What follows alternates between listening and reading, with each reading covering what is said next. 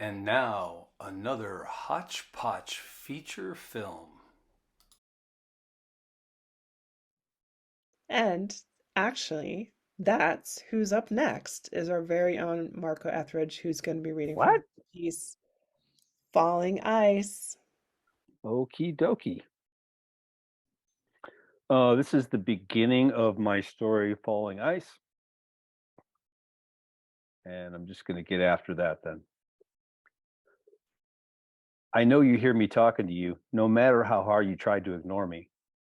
You can't get me out of your head, you sorry bastard, so just listen up. There aren't but two stories in this world. Someone disappears or a stranger comes to town. Just your luck, you get both. Two stories for the price of one.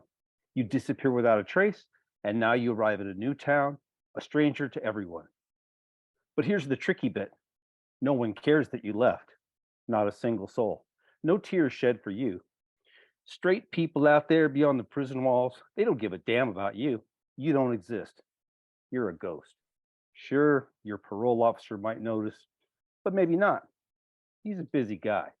You're a little fish swimming free in a big, wide world. Ain't that grand? As for your big interest, it didn't make much of a splash. Hell, you didn't even ripple the placid surface of this boring hellhole. Another dead broke stranger. Who cares? You're not front page news, my friend. Not anymore. But you damn sure used to be back in the bad old days. So ask yourself this, you pathetic wreck. If no one cares what you left and nobody notices when you show up here, how can you call this a story? Tobin Malloy cringes at the nagging voice in his head and the icy wind biting his ears. He hunches his shoulders under the too thin wool of his coat as if to ward off cold and the grim words echoing in his skull. I never asked to be in a story, so do us both a favor and go fuck yourself. Peddling black, pal. That's us, one and the same. The sidewalk is windswept and freezing. Tobin stops in front of a derelict doorway. A black transom hovers over wooden panels peeling half century old paint. A left hand door. Sinestra, sinister, of the left hand. Bits of Latin gleam from countless prison crossword puzzles. There's a warning sign posted to the left hand panel of the door. Danger, falling ice. As if this world isn't cold enough without frozen shit plummeting from the sky. Tobin fishes a worn key from his pocket and fits it into the decrepit lock, decades older than he is. He wiggles the key, trying to trip loose tumblers loose as wino teeth. After a short struggle, the lock turns. Hinges groan and squeak as he uses his shoulder to force the door open. The warped door fights being closed as much as it resisted being opened. Pushing against the wooden panels, Tobin feels an icy finger of wind stabbing through the keyhole. It's almost as cold inside as out. Tobin is breathing hard from his struggle with the door. Clouds of vapor puff out into the still air. The room is dark, an abandoned office that hasn't seen a computer since the 60s. He walks behind a dusty reception counter and disappears into a narrow hallway. He opens the first door he comes to and enters, closing the door quickly to hold in what little heat there is. One bare light bulb illuminates the four walls of the squat. The tiny room is no bigger than his old cell back at Norfolk. A dingy mattress and sleeping bag on the floor, a canvas duffel standing upright in a corner. No place like home. Tobin hunkers down on a wooden crate and clicks the switch on a salvaged electric heater. He hunches over the dish, hovering his frozen fingers close to the metal coils. He waits for the red glow of warmth, prays that the power stays on. The heater begins to roast his hands, making his backside feel even colder. Tobin's staring into the glowing coals. That would do it. Buy a pint of Old Crow, down it fast, kick over the heater, and take a nap. This old building would go up like a bonfire. Kids could roast marshmallows and wieners, and that would be the end of it. Tobin lets his mental fantasy run its course, a trick from the old geezers in the prison AA meetings. Sure, watch that movie in your head, but stay to the bitter end, then see how much you like it. Tobin's movie ends with a homeless man burned to charcoal, leaving behind an ex wife and a son he hasn't seen in years. He swivels on the crate, turns his backside to the orange-red glow, careful not to knock the heater over. As his frozen ass begins to thaw, Tobin weighs out his options. They're not good. He's got 3 weeks left in the squat before he's out on the street. Calling in an old favor bought him 1 month, and he's already burned a full week searching. On the plus side, Tobin knows Marjorie and Colin are living in this town. He thinks he'll still recognize his ex-wife. He's certain she will recognize him. And if he's closer than 300 feet, there's no doubt in his mind that Marjorie will call the cops. Violating a restraining order breaks his parole and earns him a one-way ticket back to prison.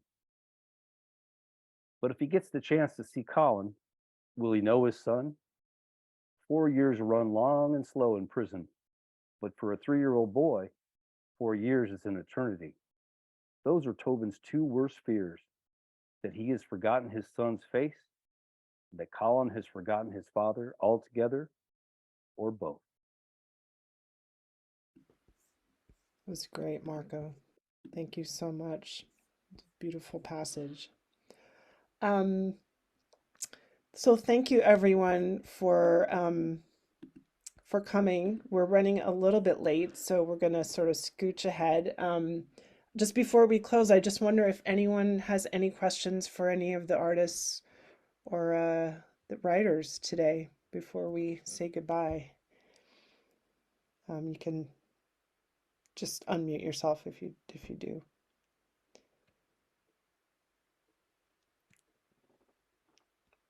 Just make sure. Yeah, it's been pretty good, pretty interesting, pretty quite the variety of stories. You know, there's the speculative fiction, there's the kind of realistic kind of thing, and the family type story. So it's been pretty interesting. Yeah, thanks for hosting. Appreciate it. All right, thanks, Harrison. It's been huge fun getting together and celebrating the launch with everybody. And to close, Gail and I thought about quotes that kind of exemplify the top value of our group, which is collaboration. So Gail, you want to go ahead and take it away with that one? Yep. If you want to be influential, then you need help. Even Harper Lee, who wrote To Kill a Mockingbird, couldn't have done it if two of her friends hadn't paid for her to take a year off work so she could write. You can do a lot on your own, but if you collaborate with others, you can do 1,000 times more. Josh Stymie. And this is a quote from Bob Sulo, and this one really resonated with me. And he says, "That's why I'm a proponent of collaboration. It's not because working together feels good. If it felt good and the results were mediocre, then collaboration wouldn't be worth the effort. Collaboration is valuable because it helps us transcend our individual limits and create something greater than ourselves." Nice. Can I add one? Yes, please. Ansel Adams once said, "There's always two people in an artwork, you and me." Nice. It's beautiful. Right. Beautiful. Thank you, everybody. Yep. If I could add one as well. So there's this saying, I can't remember exactly, so I don't want to misattribute it, but I think it's an African proverb. It says, if you want to go fast, go alone, but if you want to go far, go with people. Yeah. Nice. Nice. Fantastic. Beautiful. Perfect note to end on. So thank you. Please spread the word about Hotch Potch Literature and Art. We are on Instagram, Facebook, and YouTube. And you guys rock. I have a question, please. Yes, please go. When are we getting on Twitter?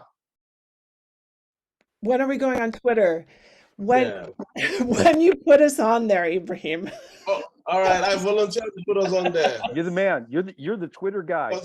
We don't have the skills, so we just basically do what our skills can handle. I'll put myself forward because we definitely need to be on Twitter. So hook up with us after and we can talk about the details. Yeah, it would be great. So thanks, everybody. Hope you all have a good rest of the weekend. Yeah, go ahead, Marco.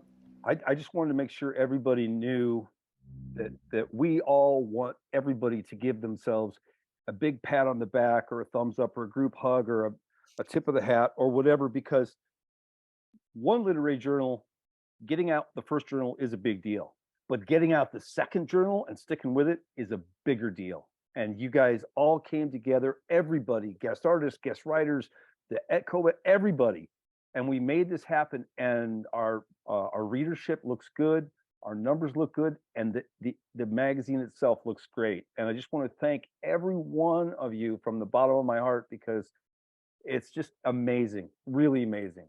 Everybody, amazing. Yeah, that's the satisfaction of being a collective. We all did it together. So we really appreciate all of you. Have a great weekend and hope to see you again soon. Ciao. Thank Cha cha you. cha. Bye, everybody. Thank you.